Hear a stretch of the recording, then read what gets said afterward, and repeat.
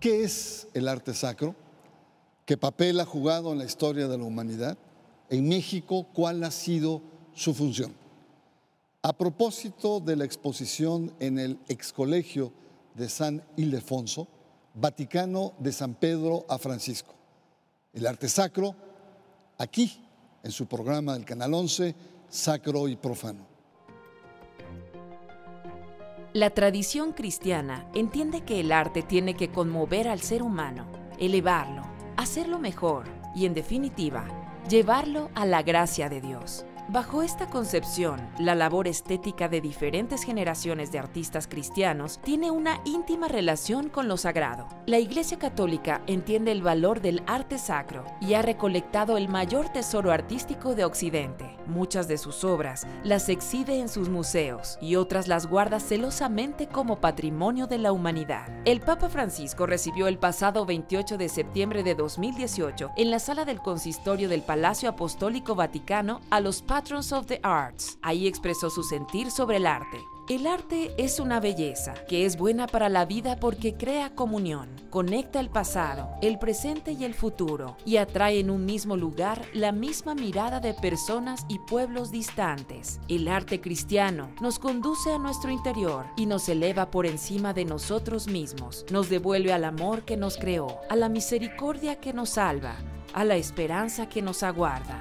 La belleza reconforta el alma y una muestra del arte sacro la encontramos en el antiguo colegio de San Ildefonso titulada Vaticano, de San Pedro a Francisco, 2000 años de arte e historia. Muy buenas noches, bienvenidos a Sacro y Profano.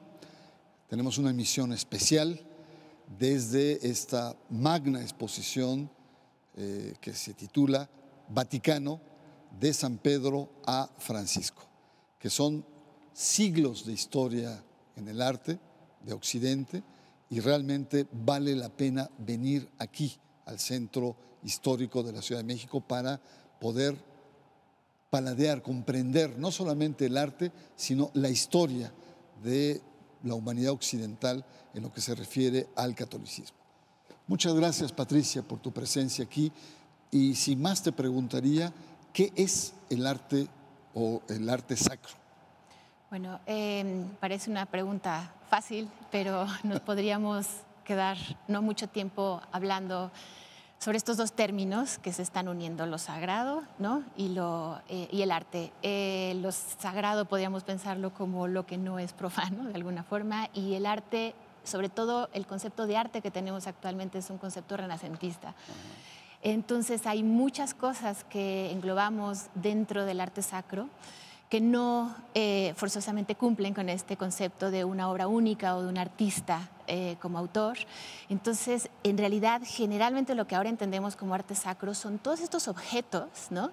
Pintura, escultura, arquitectura, objetos suntuarios que sirven para el culto, que es lo que después se llamó liturgia, ¿no? Pero básicamente es todos los objetos que finalmente van a ayudar a revelar pues, un misterio, el misterio de la religión, ¿no? En este caso de la religión del cristianismo, y lo van a hacer a través de una multiplicidad de objetos diversos. Pablo, nuevamente, pues muchas gracias por estar acá en este programa. Ayúdanos a entender lo que es propiamente la producción artística, ¿no? La creación y su vínculo con esta dimensión sagrada que tiene la humanidad. Continuando con lo que ha dicho la doctora Patricia, la relación entre la creación artística, hay que entender que el concepto de creación artística es algo que da la historia del arte, que lo ha producido la historia del arte. La creación artística va desde tiempos inmemoriales, si la hablamos literalmente como la estamos entendiendo ahora, como la puede entender la mayoría de las personas.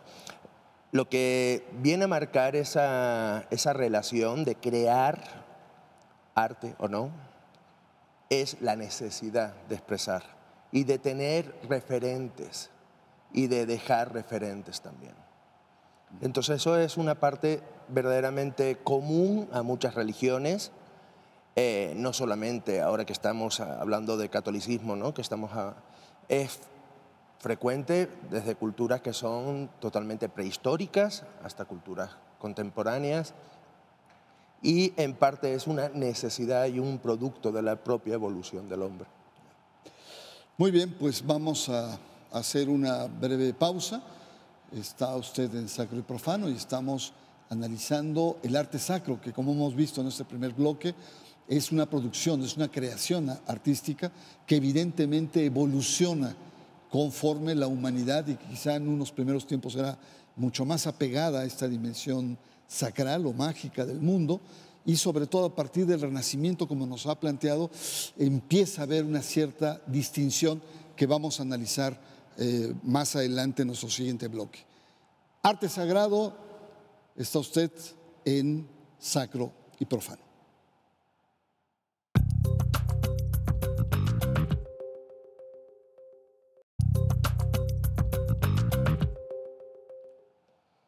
Regresamos, estamos conversando sobre el arte sacro, y la verdad que esta exposición de más de 180 obras que vienen del Vaticano, esta exposición que habla de San Pedro a Francisco, pues es una prueba fehaciente de cómo se vincula la grandeza de una institución que es la Iglesia Católica, con sus luces, con sus sombras, con la producción, la recreación, la expresión artística.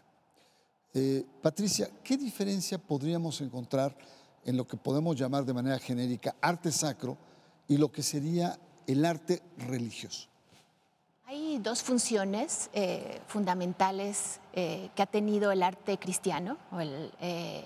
Una de ellas es la didáctica, y otra de ellas es realmente esta de velar misterios y acercarse, ¿no? Como a lo que no va a poder ser del todo comprendido en la tierra, ¿no? Unir mundos tan separados después de la expulsión del paraíso, podríamos decir, desde el punto de vista cristiano.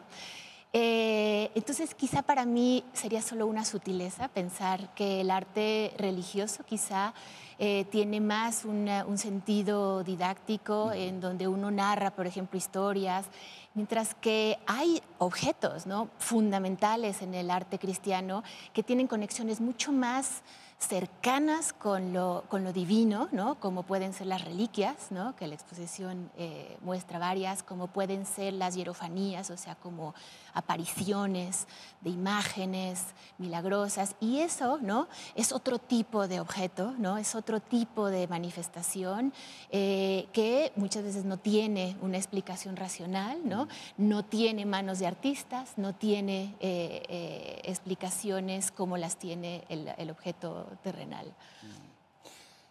Siguiendo con esta explicación, que quizá el arte religioso tiene una función más didáctica, más de acercamiento, pues veamos que en México este arte fue utilizado como un instrumento de evangelización. El teatro, por ejemplo, como las pastorelas, que era una forma de... Pero también las pinturas, donde se expresaba, digamos, la imagen que se tenía en la época barroca de Cristo, un Cristo sufriente, ¿no?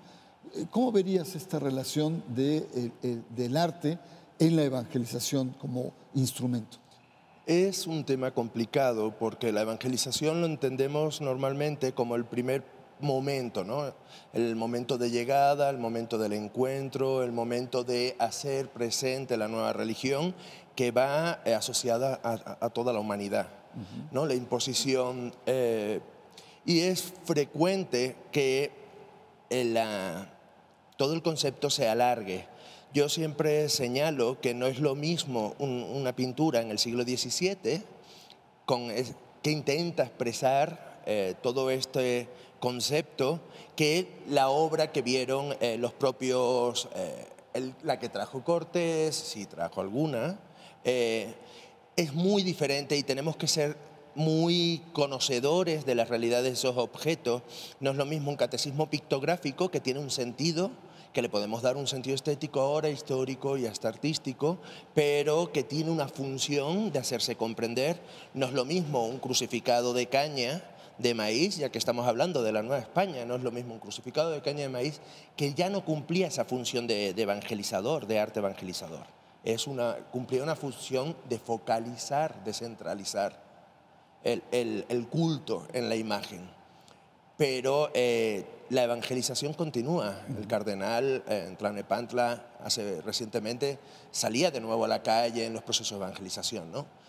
La evangelización cambia y varía según el tiempo, y el arte también lo cambia.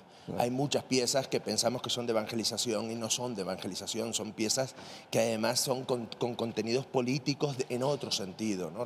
Leía recientemente algo del doctor Jaime Cuadriello, alusiones brillantes a la relación histórica de las pinturas para expresar a los pueblos donde estaban las piezas. Y eso es interesante, y sobre todo lo que tenemos que ser conscientes es que el concepto de evangelización va variando. No podemos hablar piezas de evangelización a principios del siglo XVII con la misma libertad que hablamos de la conquistadora que trajo Hernán Cortés, ¿no? O que vino en el séquito de Hernán Cortés. Claro, hay una dimensión, digamos, histórica del arte, ¿no? No es lo mismo en la época barroca, donde el catolicismo estaba amenazado en Europa por el mundo protestante, que lo que podemos hablar del catolicismo en el siglo XIX, que era la modernidad. Y precisamente sobre este tema de la modernidad, tú hablaste que hasta el Renacimiento hay una clara diferenciación del arte sacro, que estamos hablando del inicio de la modernidad, que es menos creyente, menos apegada a los principios religiosos, libertarios, el liberalismo, positivismo, el comunismo. ¿Cómo encontramos el arte sacro bajo la modernidad? ¿Hay una separación, hay una distancia? Pues hay, digamos, siempre el arte religioso, el arte cristiano siempre ha tenido un sentido estético muy fuerte, ¿no? Sensible, con eso me refiero. El Renacimiento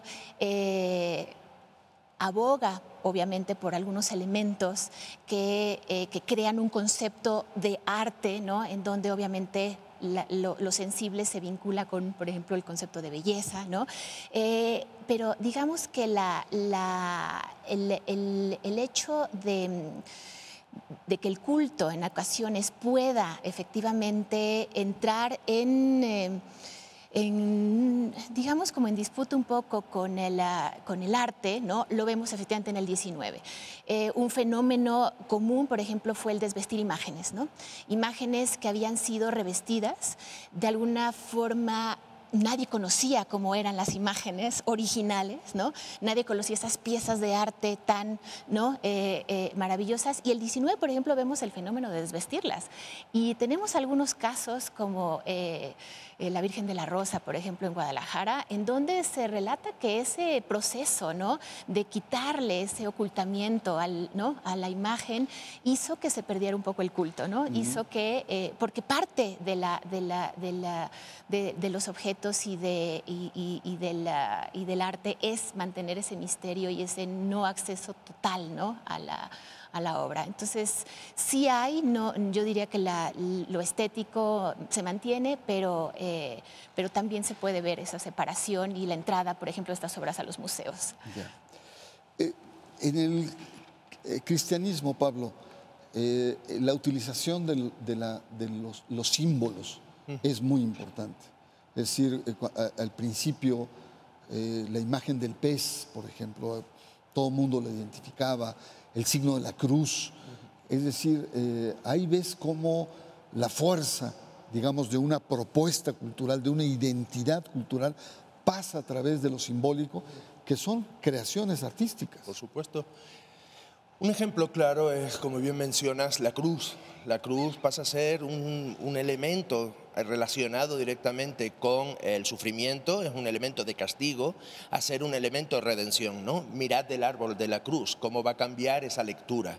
Entonces, partimos de que en el arte religioso Cristo nace para redimir el pecado.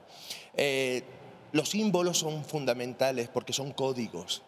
Y los símbolos van mutando, hay símbolos que se mantienen a lo largo de la historia del arte y que son fácilmente reconocibles, pero también hay el arte al servicio de la Iglesia está muy lleno de símbolos y los símbolos van mutando a lo largo de los tiempos.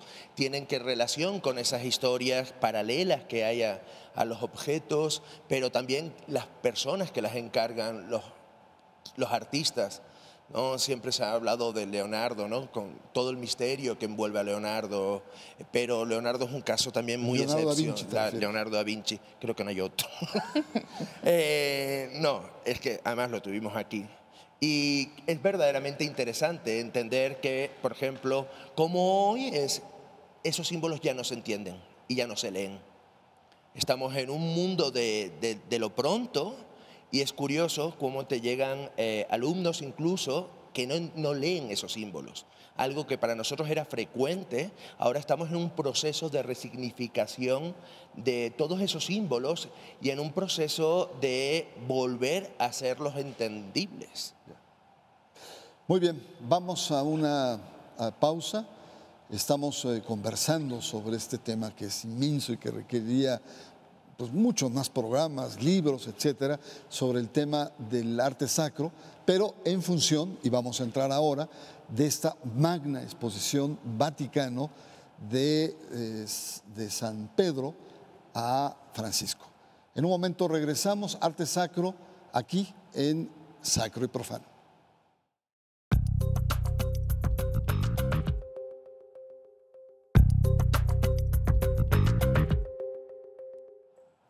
Vamos en este último bloque, estamos en un escenario realmente espléndido, incluso hicimos un programa especial sobre lo que fue este antiguo colegio de San Ildefonso, que fue muy importante en la historia cultural de nuestro país, un lugar donde fue seminario de los jesuitas, tuvo un momento muy importante en la cultura y la producción de conocimiento y de intelectuales en este país.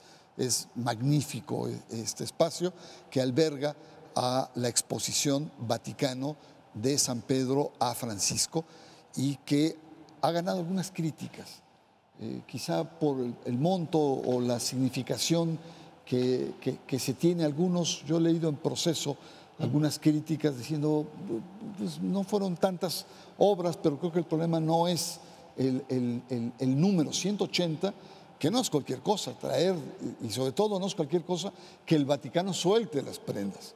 Realmente se requiere una confianza muy grande por parte de la Santa Sede y de relación con el gobierno para abrir una exposición que al parecer es única y especial en el mundo. Pablo. Las críticas siempre son buenas. Hay que leerlas, hay que también interpretar las segundas líneas. Creo que es muy respetable lo que ha dicho la periodista. Creo que la exposición, ya solamente el hecho de que tengamos en México, indistintamente de que si me puede gustar o no, si estoy de acuerdo con los bloques, si estoy de acuerdo con la temática, si estoy de acuerdo con la línea, el hecho de ver, que es algo que compartimos todos los que somos docentes, de ver arte, ya en sí ya merece la pena. Y de ver arte, muchas de las piezas que están en la exposición, que son verdaderamente obras muy significativas, y otras muchas que también están relacionadas con otros pareceres que no estamos tan acostumbrados y que verdaderamente nos abren lecturas y nos hacen preguntarnos y atender a esas lecturas. Creo que las críticas a la exposición son adecuadas, no el número, quizás el volumen es muy interesante, es muy grande, quizás más hacia más obras más significativas, pero está buscada, es una exposición que intenta como contentar a todos los públicos. Yo creo que los académicos estamos bastante olvidados de siempre, pero es un poco la política también, ¿no? La política actual, de exposiciones que hay populosas, en donde queda relegado mucho lo académico y la experimentación es muy importante desde el punto de vista artístico y lo que tenemos que decir los que somos investigadores en historia del arte. Pero dentro de esa política, que es más criticable que haber hecho este gran esfuerzo, creo que es una exposición que debe ser leída en todos esos ámbitos. Traía usted anteriormente a una invitada que vive en Italia, que es gran conocedora, y cómo nos estaba regalando esas lecturas. Quizás las lecturas son más complicadas de lo que parecen y el hilo se pierde. Claro. No, y además el tema de la seguridad, ¿no? Que también debe ser una enorme responsabilidad, no solamente para la dirección del museo, sino para el país, ¿no? Así es que es muy importante. Tú como experta en cuestiones de arte, ¿qué es lo que más te ha llamado la atención en esta magna exposición? A mí lo que más me ha llamado la atención y que sí valoro es el peso que le han dado a los rituales y a las ceremonias. Abren con una gran custodia, ¿no? Que tiene también una historia, o sea, exaltar de esa forma la Eucaristía tiene una historia, ¿no? Cierran con el tálamo. Entonces la gente se da una idea de cómo se usan, ¿no? Esos objetos y se ve por dentro, ¿no? Porque ¿no? Y también se da uno cuenta de cómo se ha ido modernizando también, o sea, que una religión tan antigua ha tenido que adaptarse para, ¿no? para permanecer. Entonces, pues, no sé, un trono que sería un poco el antecedente del papamóvil, ¿no? O sea, el llevar, ¿no? Para poder ser visto, o ¿no? Otro tipo de silla que permite que el Papa vaya realmente, que parezca que está realmente adorando la Eucaristía, pero sin un agotamiento extremo, ¿no? Entonces las tiaras estas. Sí, exacto. Entonces es toda ¿no? O sea, me parece que arte, efectivamente, si uno no ve el arte sacro, no solamente como pintura, escultura, arquitectura, ¿no? O sea, como sino en ese enorme contexto ceremonial y ritual, eso es lo que a mí me ha gustado más. Pablo, para una persona común y corriente, como yo, que no sabemos mucho de arte, ¿qué nos recomendarías para prepararnos y apreciar más lo que es esta exposición? Es atender a lo que te está diciendo la exposición. Estar atentos. Estar atento. O sea, las lecturas son tantas que puedes hacer. Yo creo que lo que hay que hacer es ir con libertad. Ir sin prejuicios, venir a ver y a disfrutar. Claro. Y también el sentido histórico, ¿no, Patricia? Es decir, por ejemplo, acá tenemos un poco la historia de la construcción de la Plaza de San Pedro. Desde antes de que fuera la Plaza San Pedro, cómo estaba constituido, en qué lugar estaba, cómo se fue construyendo, las primeras obras, el obelisco, cómo fue transportado, sí, que tardaron meses para este obelisco central. Es también un ejercicio de memoria histórica el arte. Y yo creo, efectivamente, veo, bueno, en la ocasión, ¿no? Cuando he recorrido la exposición, veo que la gente se identifica y que cada esquina puede ser realmente como el inicio de una conversación o de una historia. Y efectivamente, sí, hay algunos puntos medulares, efectivamente, Pedro, ¿no? No es gratuito que, ¿no? La piedra, ¿no? Donde se funda la iglesia. Sí es un hilo conductor, ¿no? A todo lo largo de la exposición.